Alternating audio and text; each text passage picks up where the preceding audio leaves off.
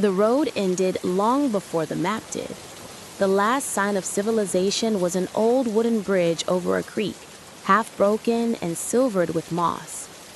Beyond it stretched the forest, vast, endless, and waiting.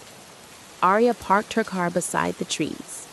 Her headlights flickered once, catching 1,000 eyes, not of creatures, but of rain-damped leaves.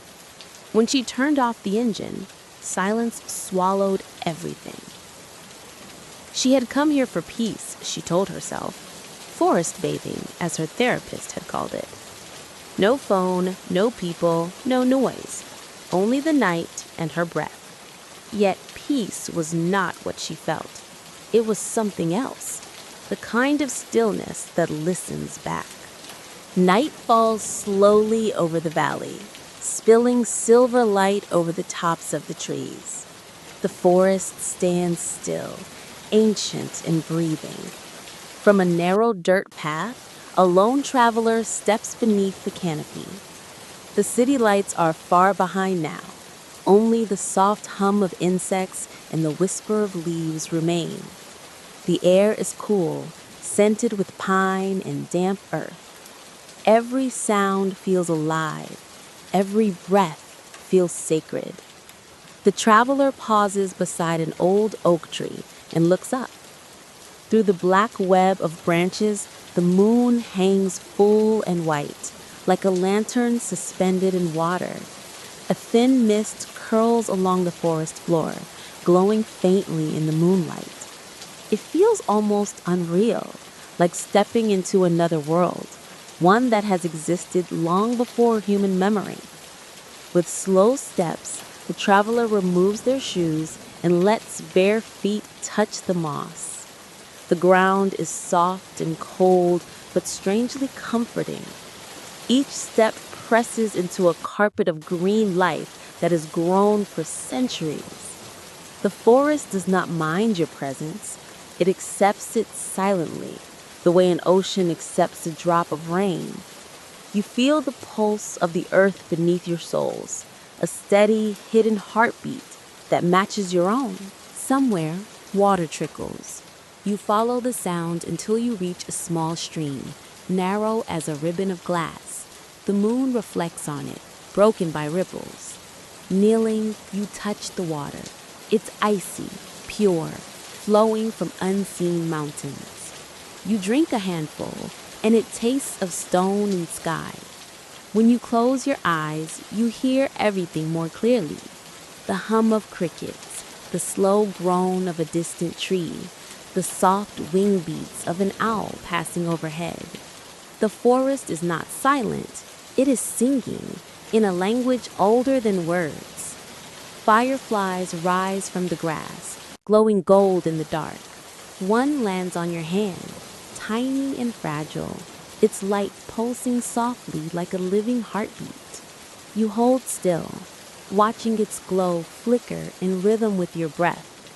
For a moment, time itself stops.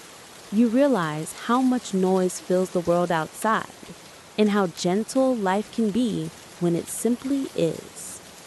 As you walk deeper into the forest, you sense eyes watching, not with fear, but with awareness. The animals of the night, deer, foxes, owls, know you are here, yet they do not run. You are not a stranger. You are just another creature moving through their world. A gust of wind moves through the trees, and a shower of leaves drifts down, spinning slowly in the moonlight. It feels like a blessing.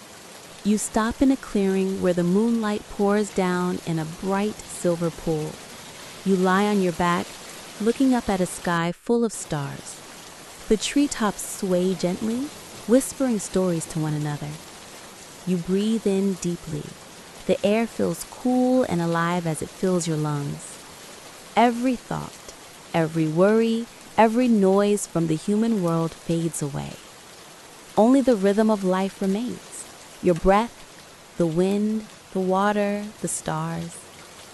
Hours pass without you noticing. When you finally rise, the eastern sky is beginning to pale. The first bird sings. a single pure note that breaks the silence like dawn itself. You smile, knowing that the forest has given you something no city ever could: stillness, understanding, peace. As you walk back along the path, the forest glows with soft morning light. You whisper a thank you to the trees, to the stream, to the invisible life around you. You came seeking calm, but you found connection. The road ended long before the map did. The last sign of civilization was an old wooden bridge over a creek, half broken and silvered with moss. Beyond it stretched the forest, vast, endless, and waiting. Arya parked her car beside the trees. Her headlights flickered once, catching 1,000 eyes, not of creatures, but of rain-damp leaves. When she turned off the engine, silence swallowed everything. She had come here for peace, she told herself. Forest bathing, as her therapist had called it. No phone, no people, no noise, only the night and her breath. Yet peace was not what she felt. It was something else, the kind of stillness that listens back. The path wound between tall birch trees, their white trunks glowing faintly in the moonlight. Mist hovered near the ground, curling around her boots. She walked slowly, hearing her heartbeat louder than her footsteps. Somewhere in the distance, a night bird called, then another, then silence again, deep and deliberate.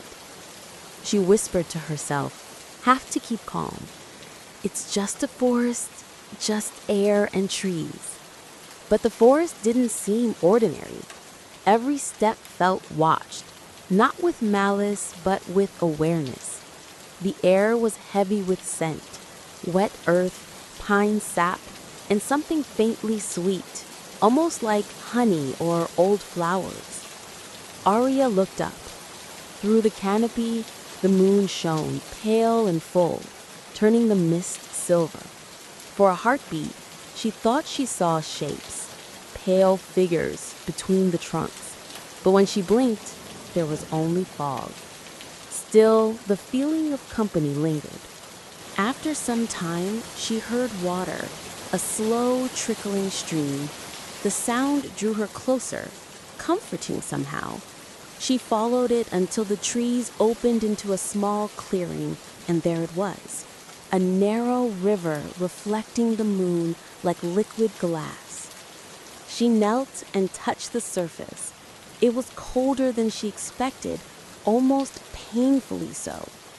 As she drew her hand back, she noticed a faint shimmer, as if the water itself breathed light. Something moved in the reflection, not behind her, in the water. A face, pale and soft-featured, eyes closed, drifting just beneath the surface. Arya gasped and stumbled back. The water rippled, and the image was gone. Only moonlight remained. She stood trembling, her breath clouding in the cool air. "It's the light," she muttered. "Just the light." But then she heard it, a whisper, low and melodic, like wind weaving through reeds. "Why do you wake the trees?" After some time, she heard water, a slow trickling stream. The sound drew her closer, comforting somehow. She followed it until the trees opened into a small clearing, and there it was, a narrow river reflecting the moon like liquid glass. She knelt and touched the surface. It was colder than she expected, almost painfully so. As she drew her hand back, she noticed a faint shimmer, as if the water itself breathed light. Something moved in the reflection, not behind her, in the water. A face, pale and soft-featured, eyes closed, drifting just beneath the surface. Arya gasped and stumbled back. The water rippled, and the image was gone. Only moonlight remained. She stood trembling, her breath clouding in the cool air. "It's the light," she muttered. just the light.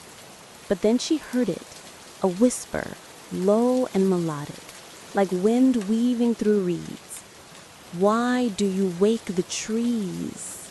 A soft light appeared through the fog, golden, warm, and pulsing like a heartbeat. Arya hesitated, then followed it. Each step made the forest seem stranger. The air shimmered faintly, and the shadows moved like they were alive. The light led her to an ancient oak, its trunk enormous and split open at the base. Inside the hollow glowed a small wooden lantern, old, cracked, but burning with steady flame. She knelt beside it, drawn by its warmth. The flame danced silently, even though there was no wind. Carved into the wood beneath it were strange symbols, spirals, lines like roots, and one simple shape, a circle with 3 dots inside. As she traced the carving, the flame flared, the forest exhaled, and in the flickering light, she saw a figure standing across the clearing, tall, slender, draped in shadow. The figure's skin glimmered faintly, as though made of moonlight. Its eyes were deep, reflecting both sorrow and calm. When it spoke, its voice echoed like wind through hollow wood. "Why do you disturb the silence, child of noise?" Arya tried to speak, but words tangled in her throat. I came to breathe, to find quiet. Quiet cannot be found. It must be remembered." Its gaze turned toward the trees, and for a moment, the forest seemed to breathe with it, leaves trembling, though there was no wind. Arya stepped closer, heart pounding. "Who are you?" "I am what remains when time forgets. The voice of the roots, the dream of the stream. You named us long ago, and then stopped listening." The forest spirit extended a hand, pale, long-fingered, not quite human. In its palm glowed a single drop of light. "Take it," it whispered, "and hear as we do." Arya reached out. The moment her skin touched the light, the world changed. She heard everything, not with her ears, but with her whole being. The slow heartbeat of the earth, the hum of sap rising through trunks, the memories of fallen leaves returning to soil. She felt every creature, every breath, every drop of rain as part of one vast, living pulse. It was beautiful and unbearable. Tears fell down her cheeks.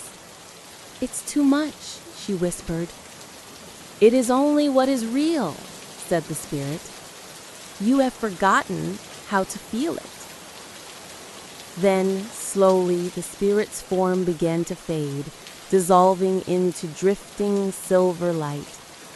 "When you wake, you will forget this place, but the forest will not forget you." The mist thickened, the light dimmed, and everything fell silent once more. When Arya opened her eyes, dawn was breaking. She was lying beside the stream, her shoes still wet. No lantern, no voice, only the forest, ordinary again. Birds singing softly in the new light. She touched her chest, half expecting to feel the light still there, but there was nothing. And yet, when she breathed, the air felt alive. She smiled faintly and whispered, "Thank you." From somewhere deep within the woods, a soft breeze stirred the branches, almost like a reply. And for the first time, Arya understood what forest bathing truly meant. It wasn't about cleansing the body. It was about remembering the soul. The dreams began the next night. They came quietly, like fog seeping under a door. Arya dreamed of roots, endless roots, spreading beneath the earth like veins of memory. She saw them twist around bones, stones, and forgotten things, fragments of voices whispering her name. When she woke, her heart was still racing. The dawn light was gray, and her hands trembled as if she'd been holding something heavy. But the strangest thing of all was the mark, faint, pale, and circular, on the inside of her wrist. 3 dots inside a ring, the same symbol she had traced on the lantern. Arya tried to ignore it. She went about her morning as usual, tea, notebook, a half-hearted attempt at meditation, but the forest was still inside her. She could hear it in the silence between heartbeats. When she closed her eyes, she felt it breathing. By evening, she gave up pretending. She packed a flashlight, a thermos, and her courage, then drove back toward the woods. The sun was low when she crossed the old bridge again. The air shimmered faintly, as if the forest remembered her. "This is crazy," she whispered to herself, but her feet didn't stop. The trail was the same, yet different. Where there had been open space, now stood dense growth. The trees leaned closer together, their bark darker, almost black. The mist came earlier tonight, curling low and white like ghost breath. Arya moved carefully, flashlight sweeping over ferns and fallen branches. The light flickered, once, twice, then steadied. Somewhere ahead, she thought she heard the sound of the stream again. But this time, it wasn't a trickle. It was deeper, heavier, like a slow drumbeat beneath the ground. When she reached the clearing, the stream was gone. In its place stood the hollow tree. The oak was vast, wider than her car. Its trunk split open into a dark, yawning space. The inside glowed faintly with the same golden light she had seen in her dream. Arya stepped closer, every instinct telling her to stop, but her body disobeyed. The mark on her wrist tingled, almost humming. Inside, the air was warm. The walls of the hollow were carved with thousands of faint lines. Roots, circles, spirals, pulsing as if alive. In the center sat something like a heart of wood, slowly beating with a dim amber glow. Arya reached out her hand. "Don't." The voice was behind her, soft but sharp enough to freeze her blood. She turned. A man stood at the edge of the clearing, half in shadow. He wore a hooded cloak the color of bark, and his eyes gleamed with pale gray light. "Who are you?" Arya asked. He didn't move closer. "Someone who listens." "The forest, it spoke to me." He tilted his head. "Then it chose you." Arya frowned. "Chose me for what?" The man looks toward the hollow. "To remember, to carry what's been forgotten. But that comes with a price." "What kind of price?" He stepped forward, his face coming into view. It was strangely ageless, young and old at once. "The forest does not give without taking. You took its voice. Now, it may ask for yours." Before Arya could answer, the oak groaned, a deep, ancient sound that vibrated in her bones. The glowing heart inside the hollow pulsed faster. The mark on her wrist flared. Pain shot up her arm. She gasped and fell to her knees. The man reached toward her, but stopped short, as though some invisible boundary held him back. "Listen carefully," he said. "If you follow its call again, you won't leave the same." Arya clutched her arm, breath shaking. "Why me?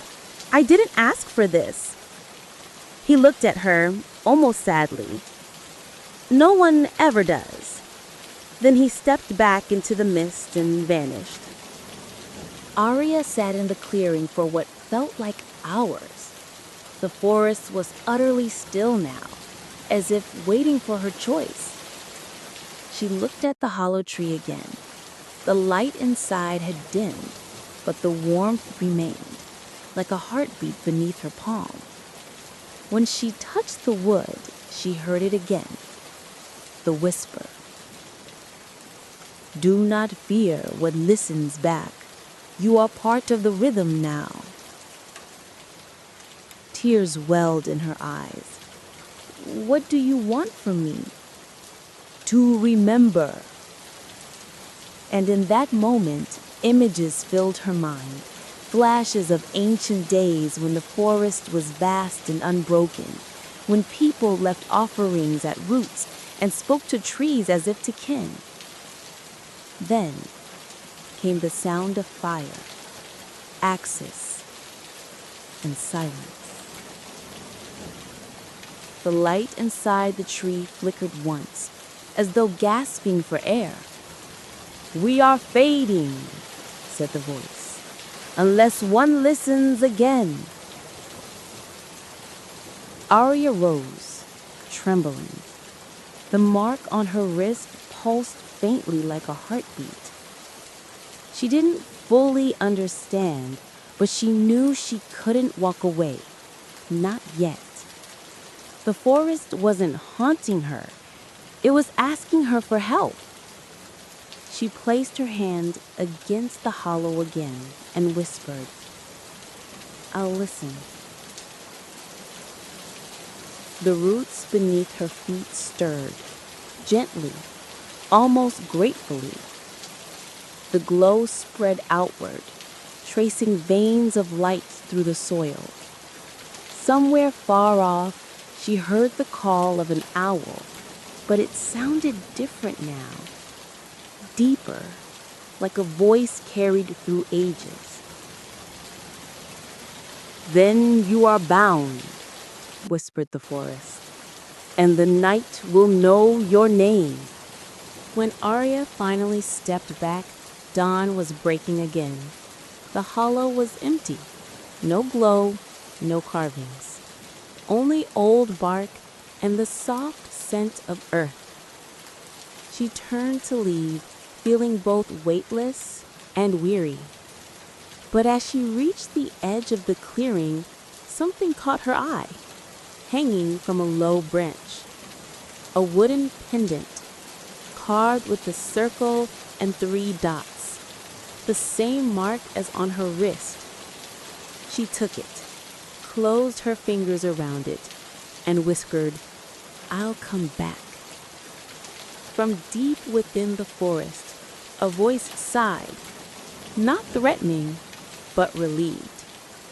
Then the remembering has begun. The first whisper came on the 3rd night. She had been half asleep, the pendant resting on her bedside table.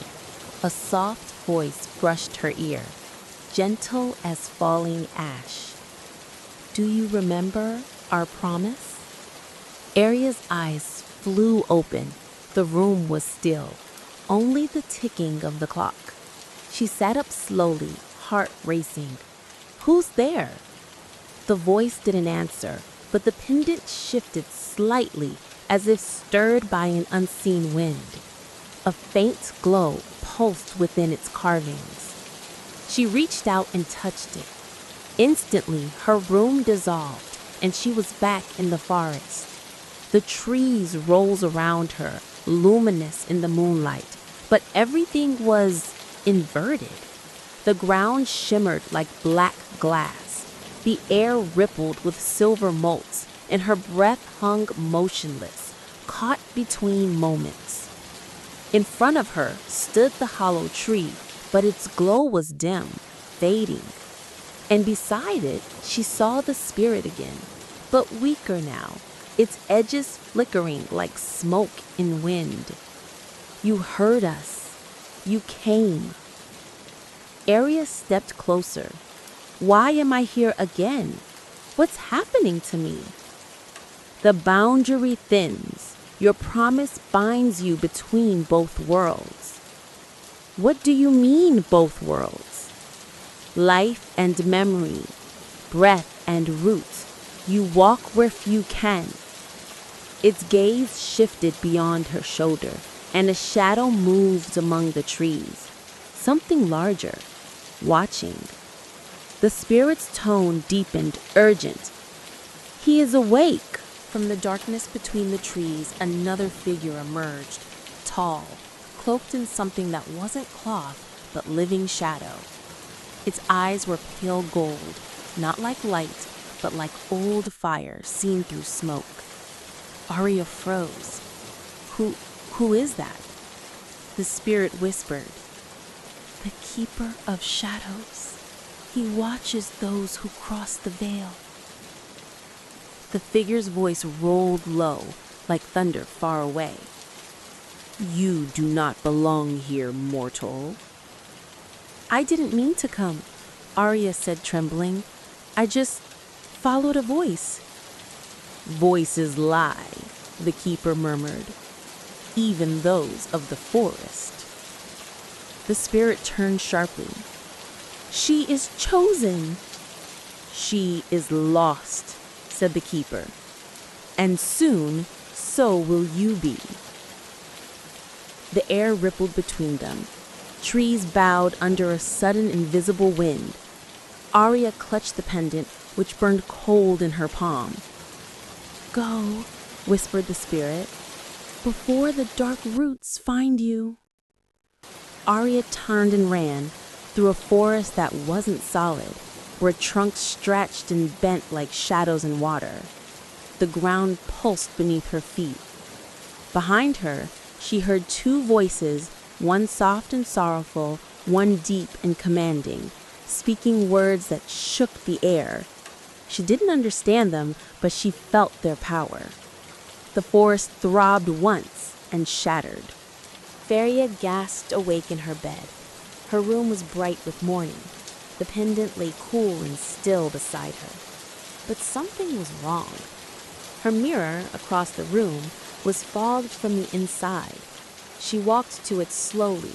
The fog shifted and words appeared, written in thin condensation. He is coming. Her knees nearly gave out. She wiped the words away, but they returned, fainter this time, as though the glass had self-whispered. She turned and saw her reflection linger a moment too long before moving. That afternoon, Arya drove to the forest again, needing answers. The woods looked normal in daylight, almost welcoming. The same road, the same bridge, the same endless green. But when she reached the clearing, the hollow tree was gone. Only the stream remained, quiet, silver, unbroken. She knelt beside it, clutching the pendant. Please, she whispered, talk to me. For a long time, nothing happened. Then ripples spread across the surface, and her own reflection changed. It wasn't her face anymore. It was the keeper's, his golden eyes staring up through the water. The forest cannot save what does not belong. You crossed without invitation. Arya shook her head. No, the spirit called me. I helped. Help? A low laugh echoed through the water. You carry a piece of its dying light. That is not help. That is hunger. The stream stilled. Her reflection returned, but behind it, she thought she saw the faint outline of roots wrapping around her like vines. That night, she found a note pinned to her door. Parchment, old and damp. No name, no address, just one line, written in looping ink. The hollow remembers. Return before the moon wanes. Her pulse quickened. She knew it couldn't be from a person. It smelled of moss and smoke, and something older. She packed a lantern and the pendant, then left before dawn. The forest greeted her like an old dream. Mist drifted low across the ground, glowing faintly blue. As she walked, whispers surrounded her again, hundreds of them weaving together. Some sounded kind, others didn't. Finally, she reached the heart of the woods. The hollow tree was there again, but it was dying. Its glow was faint. Its bark cracked and dark veins crawled up from its roots. The spirit stood nearby, its light dimming. "You came back," it whispered. "What's happening?" The keeper consumes what the world forgets. The forest's memory fades. Then stop him. He is part of the balance, but he grows stronger as your kind forgets ours. Arya clenched her fists. "Then tell me what to do." The spirit hesitated, then placed a hand over her heart. "Remember me." Light flared between them. The pendant shattered, and the forest screamed. A sound of wind, roots, and sorrow all at once. When the light faded, Arya was alone. The hollow tree was silent. But beneath her skin, she felt something alive, pulsing faintly, like roots spreading under soil. She looked at her reflection in a puddle. Her eyes now shimmered faintly silver, like the forest's light. From the distance, the keeper's voice rolled softly through the trees. "One who listens is one who belongs, but the forest always collects its debts." The wind rose, leaves scattered like sparks. Arya turned toward the sound, no longer afraid. She whispered, "Then let it take what it needs." The forest exhaled, and for a brief, beautiful moment, the shadows bowed to her.